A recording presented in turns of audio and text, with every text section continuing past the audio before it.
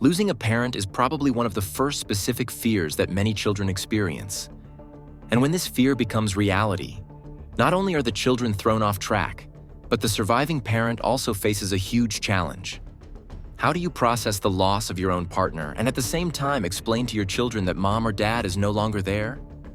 Kouri Richins also found herself facing these sad circumstances in 2020. She lives in the US state of Utah, is in her early 30s, and is now a widow. Her husband, Eric, has passed away. Kouri is writing a children's book on this very topic as part of her own grieving process. It's called Are You With Me? And is designed to help children understand the death of a beloved family member. As a mother going through a similar situation with her own kids, Kouri is well equipped to approach such a topic. In early 2023, she presents the book on a local TV show. At the time, no one suspects that she will be arrested for murder just a few months later.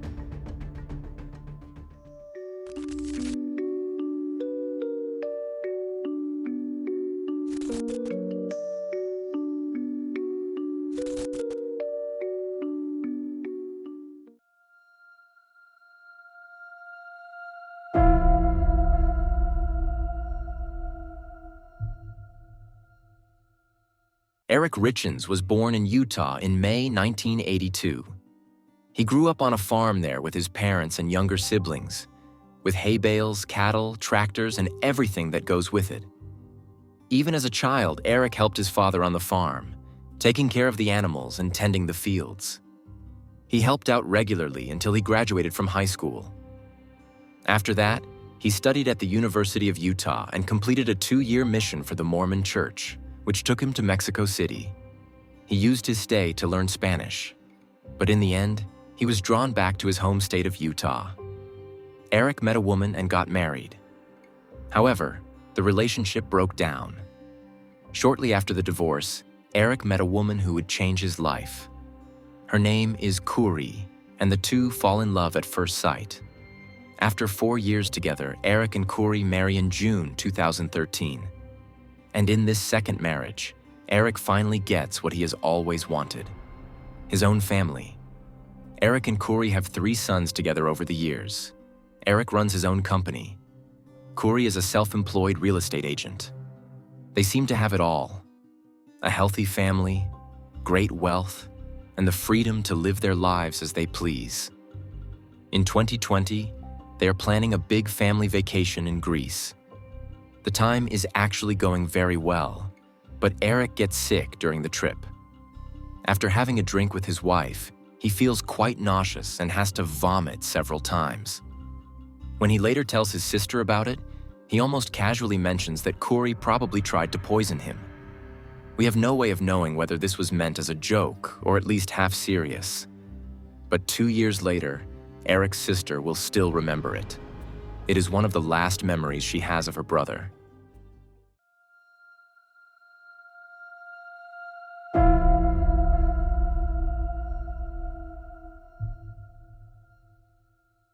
On the evening of March 3, 2022, Eric and Kouri celebrate a deal that Kouri closed at work.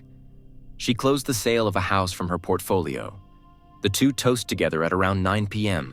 and drink Moscow mules that Kouri has prepared. Eric then goes to bed in the master bedroom.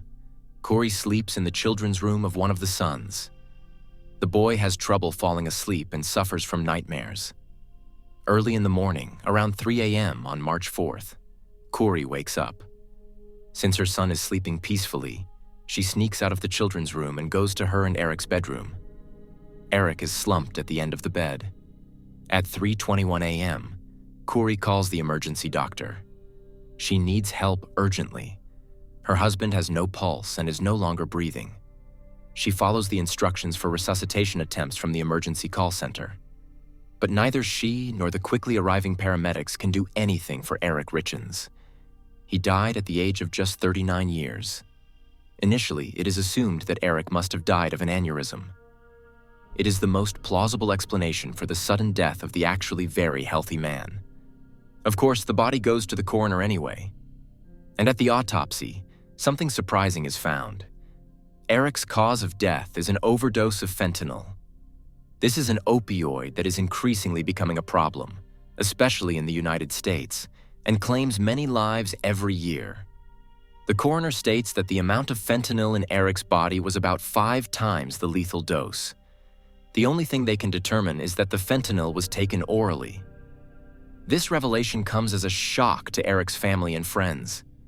Nobody can imagine that he ever took fentanyl, especially not in those quantities. This is so uncharacteristic of Eric that both the family and the police themselves begin to investigate. Because although the family photo albums are full of perfect vacation photos and family portraits, there was a lot of turmoil going on behind the scenes. As early as 2020, Eric secretly wanted to change his will. This was because he suspected that Kouri had been meddling in his finances without his knowledge. For example, in 2019, Kouri took out a $250,000 loan without his knowledge. She also took out another loan in the amount of $30,000 in Eric's name. On another occasion, she's said to have taken large sums of money from the joint account to expand her portfolio as a real estate agent. In total, Kouri is said to have used around $500,000 of Eric's money without telling him. Nor did Kouri tell Eric that she had business debts of almost $2 million. In addition, the two argued over a house in 2020. Kouri wanted to buy a property worth several $1,000,000. Eric was against it. This disagreement put such a strain on the marriage that Eric even considered divorce. But somehow that's not really an option for him either. He's already been through a broken marriage, and this time he wants to do everything right, especially so that the 3 young sons don't grow up with parents living separately. So Eric decides to just sit out the conflict with Kouri. But he makes an important decision. In his will, he orders that his estate be managed by his trust company. And in the event of his death, this trust goes not to his wife Kouri, but to his sister. But Eric is not the only one who wanted to change his documents. Kouri herself tried to change Eric's life insurance policy in January 2022. Kouri is trying to ensure that she would be the sole beneficiary in the event of his death. However, the insurance company informs Eric about this process so that he can still avert Kouri's attempt. But Eric seems to have a very, very bad feeling growing around this time. During this time, he says something to his family that becomes the driving force behind the investigation after his sudden death. If something happens to me, it was Kouri.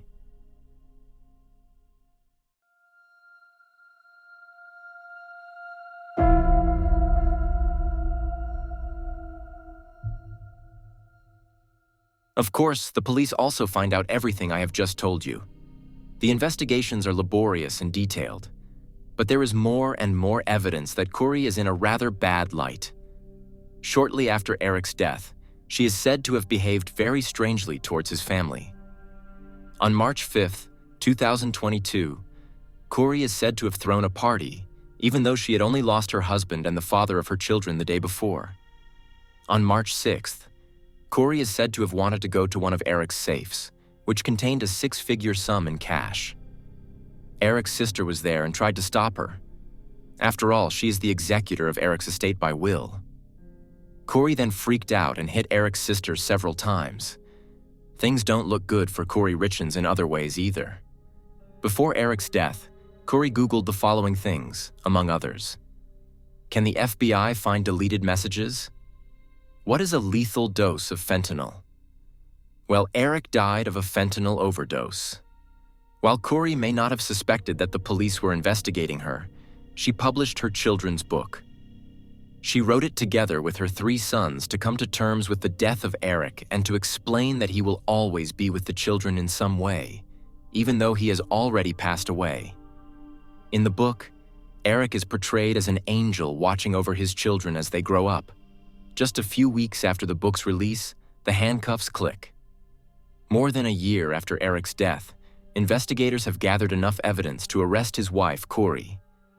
She's arrested on May 8, 2023, on charges of murdering her own husband and the father of her 3 sons. The prosecution accuses her of giving him a Moscow mule laced with fentanyl on the evening of March 3, 2022, in order to overdose him and cause his death. Eric's side of the family is absolutely certain that Kouri is guilty and really did intentionally poison the 39-year-old. Kouri's family, on the other hand, is firmly convinced of her innocence. And Kouri herself also clearly denies having harmed her husband. So we have one side that is certain that Kouri poisoned Eric with fentanyl, and the other side that believes that Eric himself is to blame for his fentanyl overdose and that Kouri is wrongly in pretrial detention. But which of the two sides is right?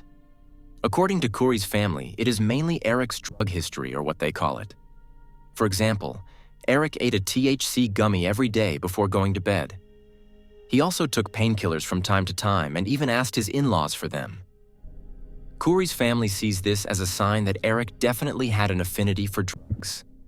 Eric allegedly also bought the THC gummy bears from shady people on the street, even though these items are freely available for purchase in many US states. And the leap from THC gummies and pain pills to a substance like fentanyl is a very big one. However, it must be said that the glass from which Eric took his last drink was examined. And according to Kouri's lawyer, no fentanyl residue was found in it. No other drugs were found in the Richins house either. This could be an important key factor in the trial. Of course, this could also be interpreted in the opposite direction. If Eric had really been a drug addict, then they would have found drugs, right? Kouri's defense also argues that the debts Kouri had were quite normal. Kouri made money as a real estate agent by flipping houses. She bought properties cheaply, renovated and refurbished them, and then sold them at a profit. It is quite normal to have short-term liabilities in the millions, and it is far from being a motive for murder. But there are also things in the relationship between Kouri and Eric that, in the context of his death, cast a rather poor light on Kouri. Kouri claimed that she slept in the children's room with one of the sons the night of Eric's death. She only woke up shortly after 3 and then found Eric dead in the bedroom. She told the investigators in detail that her cell phone was in the bedroom that night to charge. However, the cell phone was apparently used several times before the emergency call was made, and the pedometer on the cell phone recorded movement. So that contradicts Kouri's statement. As early as 2020, Eric said to his sister after their vacation in Greece that he thought Kouri was trying to poison him. On Valentine's Day 2022, a month before his death, Eric felt really bad again after dinner with Kouri. This time, he confided in a friend. He had eaten a sandwich that Kouri had prepared. After just one bite, he was unable to breathe properly and developed a severe rash. Eric suspects that Kouri may have tried to poison him again. And probably the strongest indication of Kouri's guilt? Kouri is said to have asked a friend in January 2022 for strong prescription medication. This friend already has a criminal record for medication abuse. The friend got her the medication and was paid cash by Kouri. A few weeks later, Kouri contacted her again and said she needed something stronger. Something from the Michael Jackson stuff, she's said to have said. She's alluding to the drug propofol, an accidental overdose of which led to Michael Jackson's death in 2009. According to the friend, she does not get propofol for Kouri, but fentanyl. Kouri pays her around $900 for 15 to 20 pills. The problem is that this statement comes from the girlfriend herself. There are no text messages or recordings to support it, so it's just hearsay. And since this girlfriend has a criminal record, it could be to her advantage to give evidence against Kouri. If she testifies in favor of the prosecution, she could hope, for example, that her criminal record will be expunged. It remains to be seen whether this friend will repeat the testimony in court. The trial against Kouri Richins is expected to begin in April 2025. Feel free to share your thoughts on the case in the comments. How do you evaluate the arguments of the prosecution and the defense? Who do you think is right? I look forward to reading from you. Otherwise, there's not much more to say. Have a good morning, afternoon, or evening, depending on when you're watching this, and I hope we'll see each other again in the next video. Until then, bye guys.